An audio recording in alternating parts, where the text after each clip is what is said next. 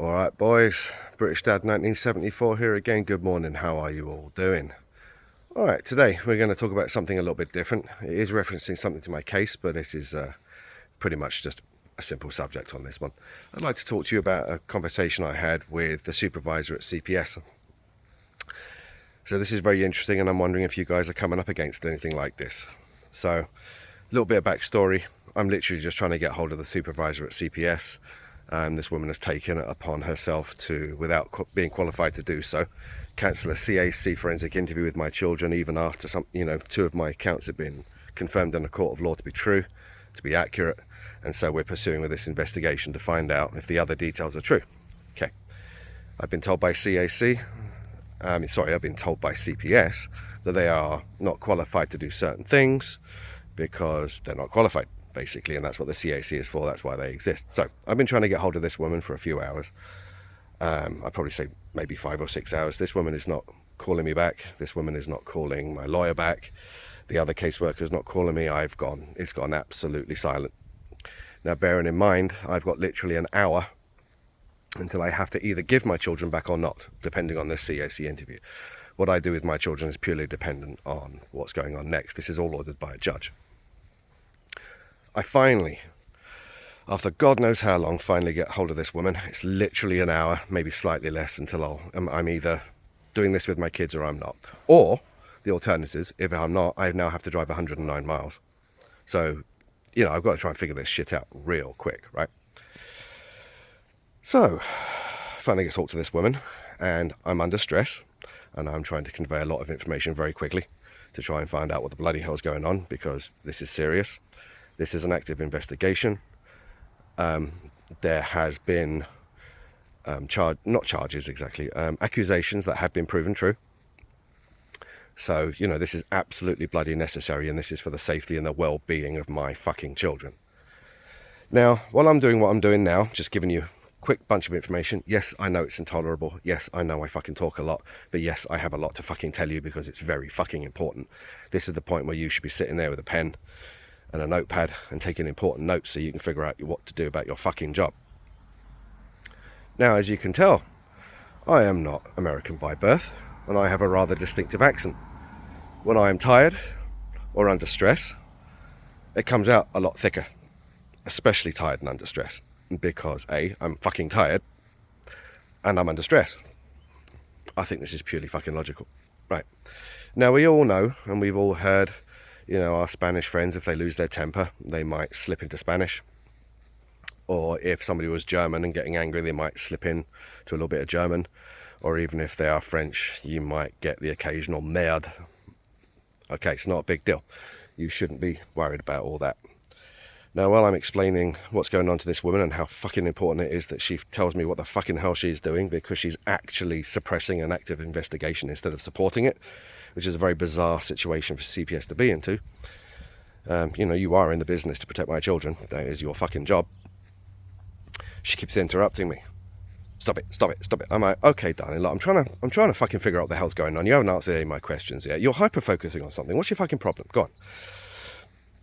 And she states, or should I say she proceeds to rip me a new one in how offended she is that I am using the term darling.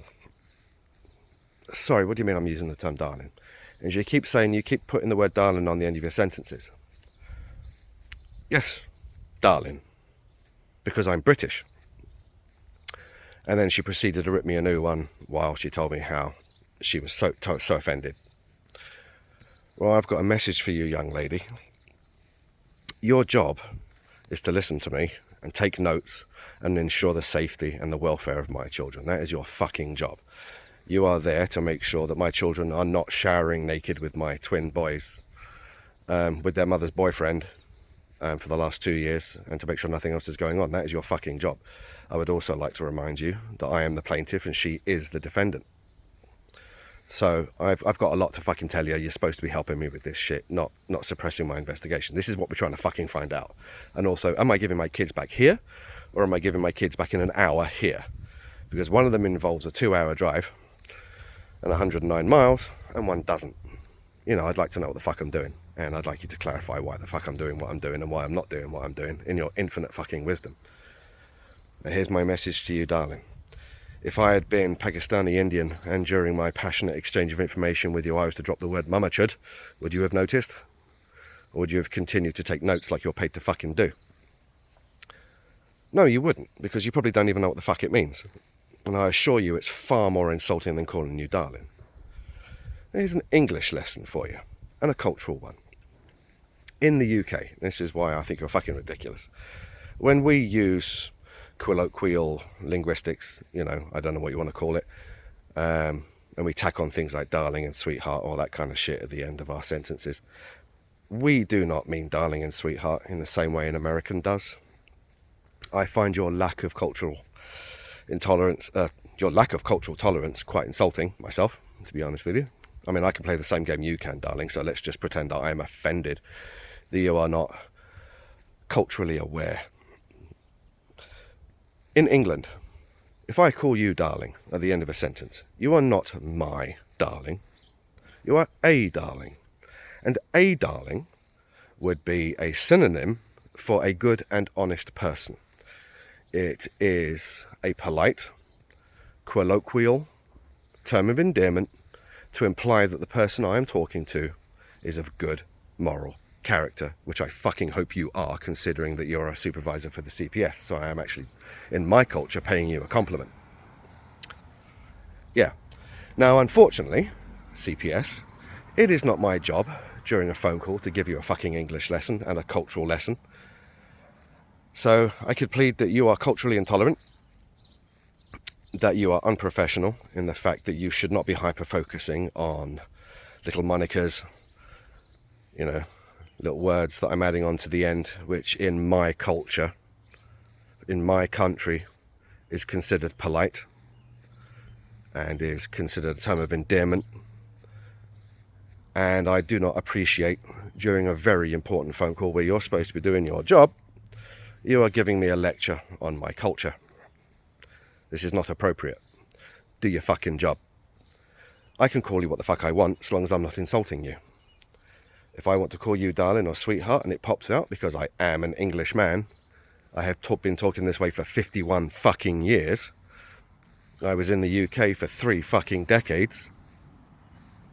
I am not going to discuss with you how I need to basically change my language, my home language, my cultural language, so that you are not offended.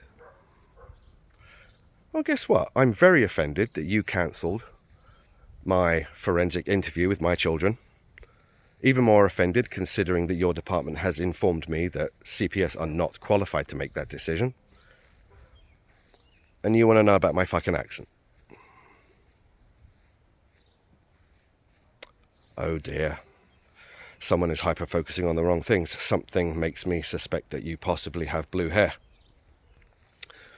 And something else from talking to you, I am going to hypothesize that considering your tone with me as the plaintiff and the complaint, not the defendant, your tone with me and talking to me like I'm a piece of shit because I'm English is not going to be tolerated, and this is going to be going higher. So, I have already contacted the governor's office and I will be filing a formal complaint about your cultural intolerance